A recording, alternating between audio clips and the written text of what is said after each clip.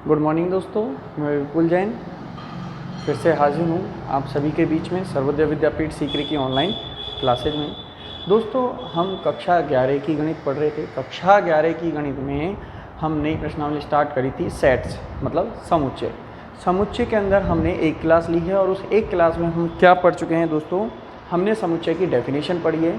समुच्चय की डेफिनेशन में हमने सीखा है कि वस्तुओं के सुपरिभाषित संग्रह को हम क्या बोलते हैं? समुच्चय बोलते हैं। दोस्तों, आपको बताया था मैंने वस्तुओं का सुपरिभाषित संग्रह, जैसे कि ताश की गड्डी होती है। तो दोस्तों देखिए, ताश की गड्डी जो होती है वो सुपरिभाषित होती है। क्यों होती है?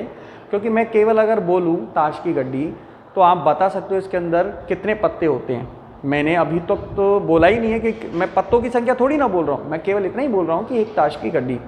तो मेरा इतना बोलने मात्र से आप बता सकते हो कि इसके अंदर कितने पत्ते होते हैं। तो आप बता दोगे उसके अंदर 52 पत्ते होते हैं। फिर मैंने आपको बताया था कि एक क्रिकेट टीम, तो क्रिकेट टीम मैं तो इतना ही बोलूँगा, एक क्रिकेट टीम, तो मुझे आप बता पाओगे इतना बोलते ही कि एक क्रिकेट टीम के अंदर कितने खिलाड़ी होते हैं। इसका मतलब ये हुआ दोस्तों, इनकी परिभाषाएं बनी हुई हैं कि जैसे जब भी एक क्रिकेट टीम की बात आती है तो वो स्वतः ही है कि एक क्रिकेट टीम का मतलब ही क्या होता है? 11 खिलाड़ी। एक ताश की गड्डी का मतलब ही क्या होता है? 52 पत्ते। तो इस प्रकार से ये फिक्स हैं। मतलब अगर अपन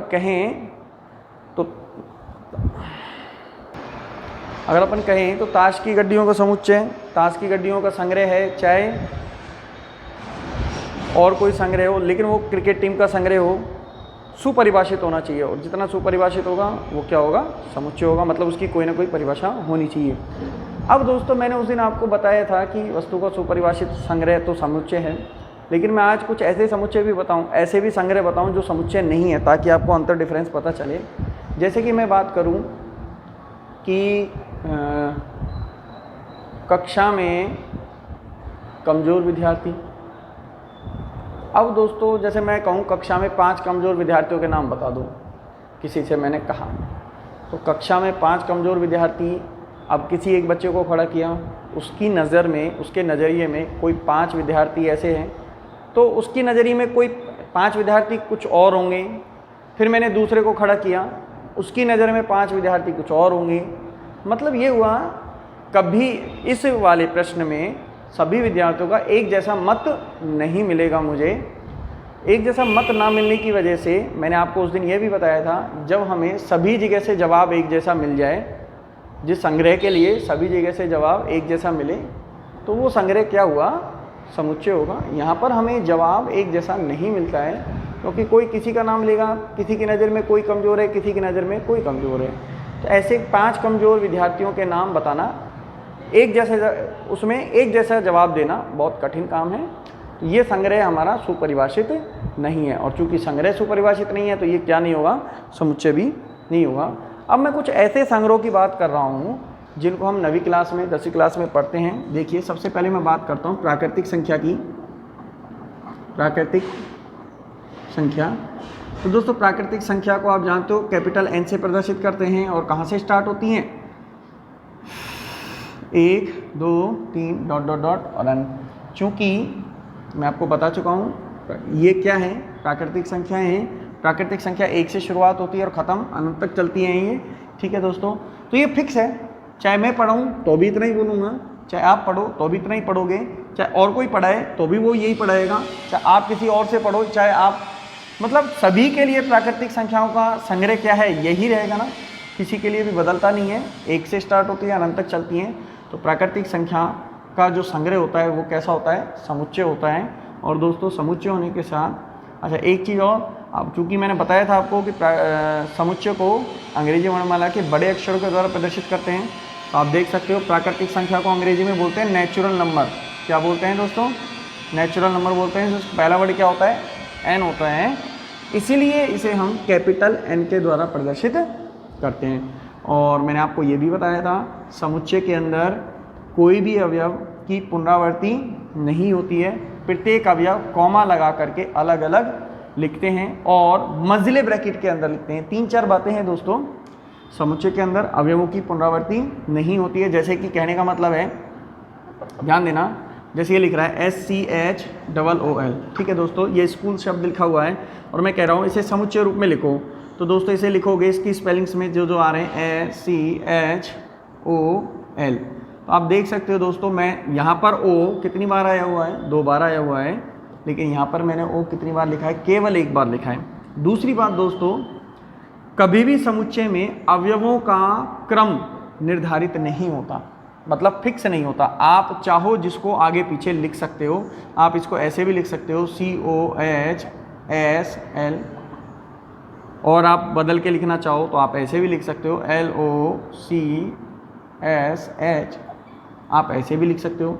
मतलब कहने का ये है दोस्तों, आप इसमें क्रम कुछ भी रखें, क्रम ना तो इस पर क्रम का प्रभाव पड़ता है।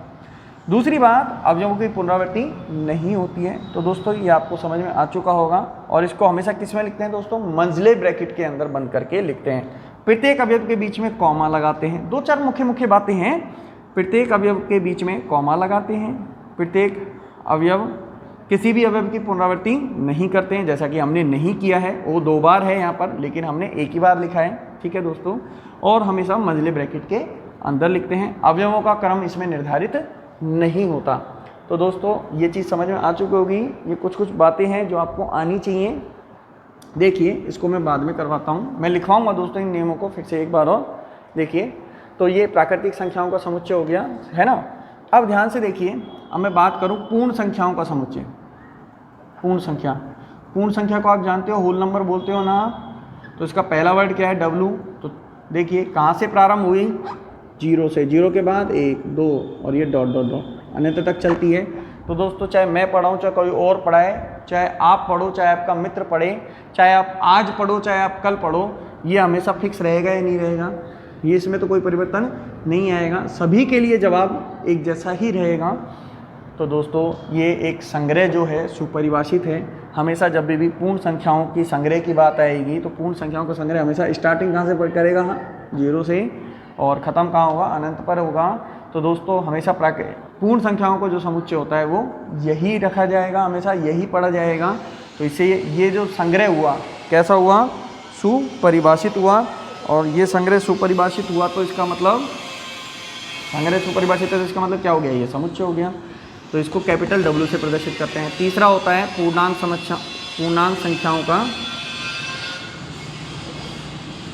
पूर्णांक संख्या दोस्तों, इसको देखिए इंटीजर्स बोलते हैं, अंग्रेजी में क्या बोलते हैं, इंटीजर्स। इंटीजर्स का पहला वर्ड होता है आई, और एक इसका दूसरा शब्द भी होता है जहलीन। जहलीन का पहला वर्ड होता है जेड।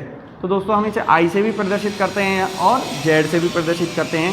तो जैसे जेड बराबर लिखें तो जेड बराबर कहाँ से शुरुआत होगी, ध्यान देना, -2 -1 0 1 2। तो दोस्तों जिसमें वे संख्याएं जिसमें 0 हो, प्लस वाली संख्याएं हो, माइनस वाली संख्याएं हो, वो सारी संख्याएं क्या कहलाती हैं, पूर्णांक संख्या कहलाती हैं। और पूर्णांक संख्या, अब चाहे मैं पढ़ूँ, चाहे आप पढ़ो, चाहे आप आज पढ़ो, चाहे आप कल पढ़ो, पूर्णांक संख्याएं हमेशा यही रहेंगी, सभी का जवाब यही रहेगा। तो ये जो संग्रह हुआ संख्याओं का सुपरिभाषित हुआ, इसीलिए इस संग्रह को हम क्या बोलते हैं, समुच्चय बोलते हैं। तो ये जेड पूर्णांक संख्याओं का समुच्चय हुआ। प्रत्येक अवयव को लिखा गया है, कॉमा लगा करके, रिपीट किया नहीं है ना। क्रम का भी कोई महत्व नहीं है, आप आगे पीछे करके भी लिख सकते हो। तो दोस्तों ये पूर्णांक संख्याओं का समुच्चय, आप एक बार इसका स्क्रीनशॉट ले लीजिए। आगे देखिए दोस्तों, एक होता है वास्तविक संख्याओं का समुच्चय। वास्तविक संख्याएं, ध्यान देना दोस्तों, वास्तविक को इंग्लिश में रियल बोलते हैं। तो रियल का पहला वर्ड आर हो गया। तो वास्तविक संख्या के अंदर ध्यान रखना दोस्तों, वास्तविक संख्या के अंदर जितनी भी संख्याएं हम पढ़ते हैं, प्लस की, माइनस की, पॉइंट की, बटे भिन्न वाली, अंडर रूट की, बिना अंडर रूट की, तो सारी की सारी क्या होती हैं, वास्तविक संख्याएं होती हैं। आपने पढ़ा भी होगा, वास्तविक संख्याओं, परिमेय और अपरिमेय संख्याओं का संग्रह होता है। तो दोस्तों वास्तविक संख्याओं को हम आर से प्रदर्शित करते हैं। किससे प्रदर्शित करते हैं, हम आर से प्रदर्शित करते हैं।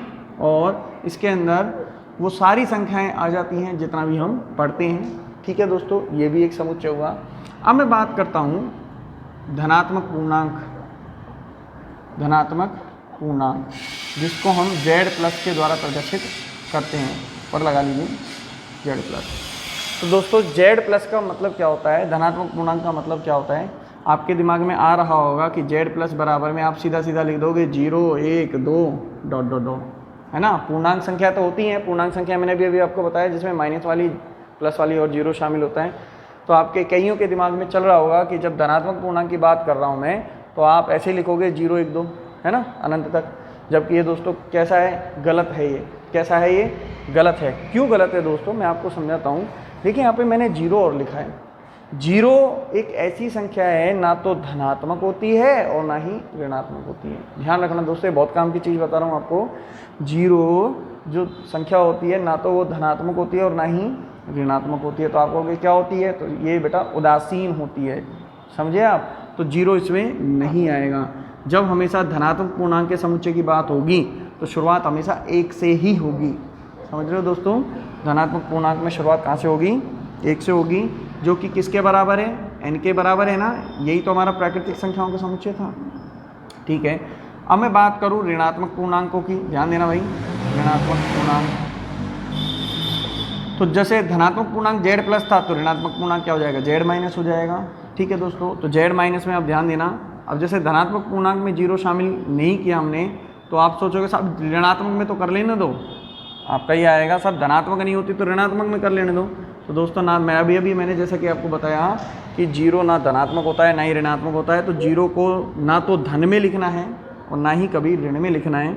तो दोस्तों z माइनस का मतलब ये चिन्ह है प्रदर्शित करने का कि जब आप कहीं भी z माइनस लिखा हुआ पढ़ें तो समझ जाना कि ऋणात्मक पूर्णांकों की बात कर रहा है, और कहीं भी जब आप z प्लस लिखा हुआ पढ़ें तो समझ जाना ये धनात्मक पूर्णांक की बात कर रहा है। धनात्मक पूर्णांक की शुरुआत 1 से होती है और अनंत तक चलती है, जबकि ऋणात्मक पूर्णांक की शुरुआत -1 से होती है, -2 -3 और ये -इन्फिनिटी तक जाती है। कहाँ तक जाती है दोस्तों, -इन्फिनिटी तक जाती है। चूँकि मेरे लिए चाहे किसी और के लिए चाहे आपके लिए, कोई भी पढ़े या पढ़ाए, हमेशा ये फिक्स रहेंगे। चूँकि इनके उत्तर कभी बदलते नहीं है, आंसर कभी बदलते नहीं है, जवाब बदलते नहीं है, इसलिए ये कैसा संग्रह हुआ, सुपरिभाषित हुआ। तो दोस्तों सुपरिभाषित संग्रह को हम समुच्चय कहते ही हैं। तो ये भी हमारे पास समुच्चय हैं। तो एक बार इनका भी स्क्रीनशॉट आप ले लीजिए दोस्तों। देखिए दोस्तों, अब आगे देखेंगे हम। अब मैं आपको एक कुछ नई चीज़ें सिखाने जा रहा हूँ, ध्यान से देखना। वैसे तो आप सारी चीज़ें नहीं पढ़ोगे, आपने पहले कभी भी नहीं पढ़ी हैं ये सारी चीज़ें। तो दोस्तों देखिए, आपने ये चिन्ह तो कभी पढ़ा ही नहीं होगा, है ना। कई बच्चे तो इसे क्या पढ़ रहे होंगे, ई पढ़ रहे होंगे। दोस्तों ये ई नहीं है। इस चिन्ह का मतलब होता है बिलोंग्स टू। इस चिन्ह का मतलब क्या होता है, बिलोंग्स टू होता है। अब इसका मतलब क्या होता है दोस्तों, किस प्रकार हम इस प्रश्नावली में इसका उपयोग करेंगे। जैसे कि मान लीजिए कोई समुच्चय ए लिख रहा है, AEIOU, ठीक है दोस्तों। अब इसमें एक बात देखिए कि जैसे अवयव ए इस समुच्चय का अवयव है, तो हम लिख देंगे ए अवयव है समुच्चय ए का। समुच्चय का नाम क्या है, ए। तो ए अवयव है समुच्चय ए का। तो ये तो है को प्रदर्शित कर रहा है। जैसे कि ई भी इसका अवयव है, इसी समुच्चय का अवयव है ना, तो हम लिखेंगे ई बिलोंग्स टू ए, मतलब ई इस समुच्चय में उपस्थित है। लेकिन जैसे कि बी, क्या बी इस समुच्चय में उपस्थित है, नहीं है, तो हम लिखेंगे B does not belongs to. ये दोस्तों मैंने बिलोंग्स टू लिखा, फिर उसको काट दिया, तो इसका मतलब ये हुआ कि डज नॉट बिलोंग्स टू, मतलब बी अवयव नहीं है समुच्चय ए का। अब जैसे कि सी है, क्या सी इस समुच्चय ए का अवयव है, नहीं है, तो मैं लिखूंगा सी डज नॉट बिलोंग्स टू ए। समझ में आ रहा है दोस्तों। अगर कोई अवयव समुच्चय का अवयव है तो उसे बिलोंग्स टू करके लिखते हैं, और यदि कोई अवयव समुच्चय का अवयव नहीं है तो हम डज नॉट बिलोंग्स टू करके लिखते हैं। तो दोस्तों उम्मीद है आपको ये चिन्ह समझ में आया होगा। मैंने आपको ये चिन्ह बताया, इसका मतलब बताया, बिलोंग्स टू बोलते हैं। जैसे कि ये कोई अवयव है, ये कोई समुच्चय है, और समुच्चय में जैसे ए इस समुच्चय का अवयव है तो हम लिखेंगे ए बिलोंग्स टू ए। ई भी इसी समुच्चय का अवयव है, हम लिख देंगे ई बिलोंग्स टू ए। लेकिन जैसे कि बी इस समुच्चय का अवयव नहीं है तो हम लिखेंगे B does not belongs to A. C इस समुच्चय का अवयव नहीं है तो हम लिख देंगे सी डज नॉट बिलोंग्स टू ए। उम्मीद है आपको ये चीज़ें समझ में आ रही हैं। तो आप एक बार इसका स्क्रीनशॉट ले लीजिए दोस्तों। अब मैं बात करूं तो देखिए, अब अपना नया टॉपिक होता है समुच्चय के प्रकार।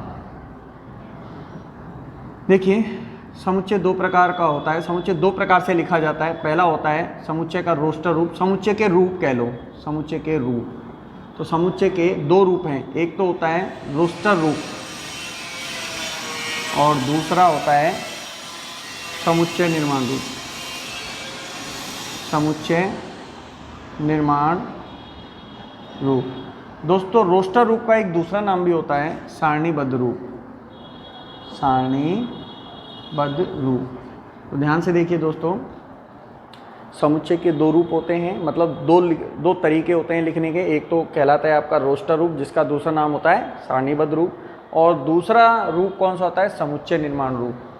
हम थोड़ा सा इसके बारे में जानते हैं। जैसे पहला वाला लिख रहा है दोस्तों रोस्टर रूप, तो रोस्टर रूप क्या होता है। सबसे पहली बात तो दोस्तों, वैसे इसका नाम वैसे सारणीबद्ध रूप है, चूंकि इसे रोस्टर नाम के गणितज्ञ ने दिया था तो इसलिए इसका नाम भी रोस्टर रूप लिख दिया। तो दोस्तों देखने वाली बात ये है कि रोस्टर रूप होता क्या है। रोस्टर रूप की एक सबसे खास बात सुनिए, और उसी लाइन में अब मैं लाइन बोल रहा हूँ दोस्तों, आप ध्यान से सुनना कि रोस्टर रूप में, देखिए मैं लिख रहा हूँ, रोस्टर रूप में समुच्चय के प्रत्येक अवयव को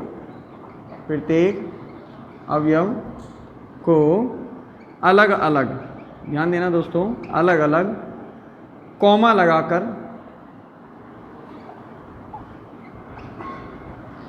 बिना पुनरावृत्ति के, ध्यान देना पूरा लिख रहा हूँ, रोस्टर रूप में हम क्या करते हैं, समुच्चय के प्रत्येक अवयव को अलग अलग कॉमा लगाकर बिना पुनरावृत्ति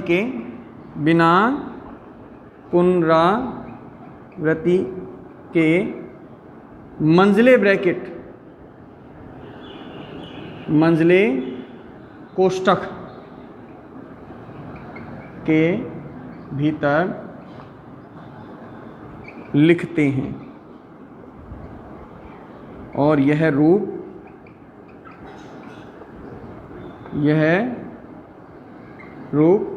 रोस्टर रूप कहलाता है। तो यह रूप रोस्टर रूप कहलाता है।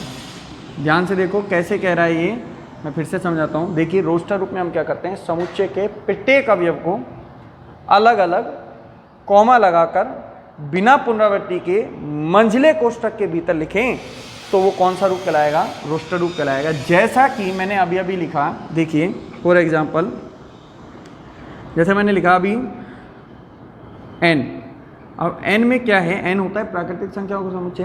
तो आप देखो मैं प्रत्येक अवयव को अलग अलग लिख रहा हूँ, कॉमा लगा करके लिख रहा हूँ, बिना पुनरावृत्ति के लिख रहा हूँ, और किसके भीतर लिख रहा हूँ, मंझले ब्रैकेट के अंदर लिख रहा हूँ। ठीक है, और देख लीजिए दूसरा उदाहरण, अभी अभी मैंने एक स्कूल शब्द का उदाहरण बताया था। इसको कैसे लिखेंगे, प्रत्येक अवयव को अलग अलग लिखेंगे, ब्रैकेट मंझला वाला होगा, कॉमा लगा करके लिखेंगे और बिना पुनरावृत्ति के लिखेंगे। दोस्तों ये आपका कौन सा रूप कहलाता है, यह आपका रोस्टर रूप कहलाता है। ठीक है दोस्तों, तो आज के लिए हम इतना ही, है ना। कल हम फिर से हाजिर होंगे आपके लिए। इससे आगे थोड़ा सा इसको और एक्सप्लेन करेंगे, इस पर हम बहुत सारे उदाहरण पढ़ेंगे, और हम तब तक पढ़ेंगे जब तक हम सीख नहीं जाएं, है ना दोस्तों। तो आज के लिए इतना ही दोस्तों, धन्यवाद।